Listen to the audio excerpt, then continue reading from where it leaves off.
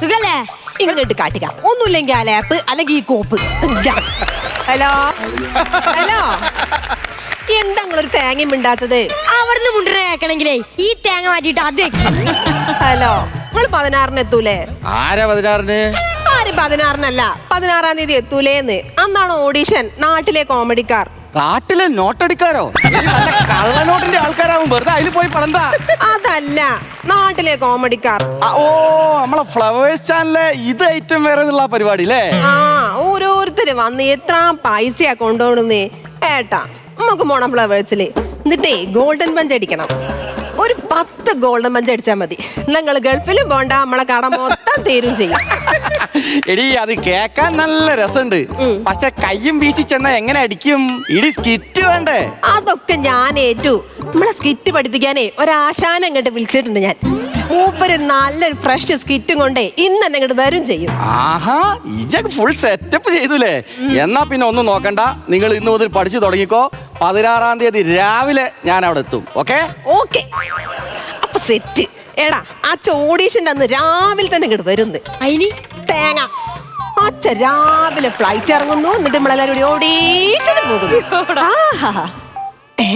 എന്തിനാ ഈ നിലത്തെടുക്കണേ? ഒരു ഫ്ലൈറ്റിൽ എന്റേതാ.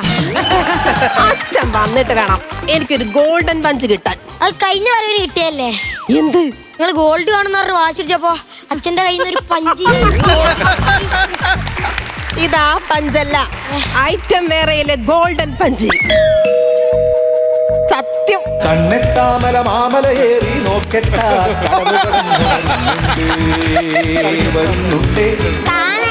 പള്ളിപ്പാന പന്തലൊരുക്കട കുടുകുടു പണ്ടി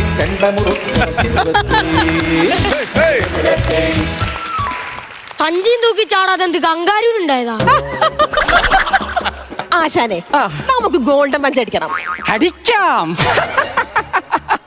അമ്മേ, ചമ്മന്തിക്കുള്ള തേങ്ങ. ആ പറഞ്ഞാല് മാന്നുള്ള അക്ഷരം ഒഴിവാക്കിയാല് കറക്റ്റാ. നിങ്ങക്ക് തേങ്ങാ ചമ്മന്തി അരക്കാൻ തോന്നി എന്റെ ഭാഗ്യം. വല്ല നെല്ലിക്ക ചമ്മന്തി ആയിരുന്നെങ്കിൽ. അമ്മ വിശക്കണ്, മൊബൈല് താ. അല്ല, ഈ ഏരിയയിലൊക്കെ കുട്ടികൾക്ക് വിശക്കുമ്പോ മൊബൈലാണോ തിന്നാൻ കൊടുക്കല്? അയ്യോ, അവൻ റീൽസ് കണ്ടേ ഭക്ഷണം കഴിക്കൂ. അത് കുഞ്ഞുനാള് മുതലുള്ള ശീല. എന്ത് ചെയ്യും നോക്കണേ, ന്യൂ ജനറേഷന്റെ ഒരു കാര്യമായി.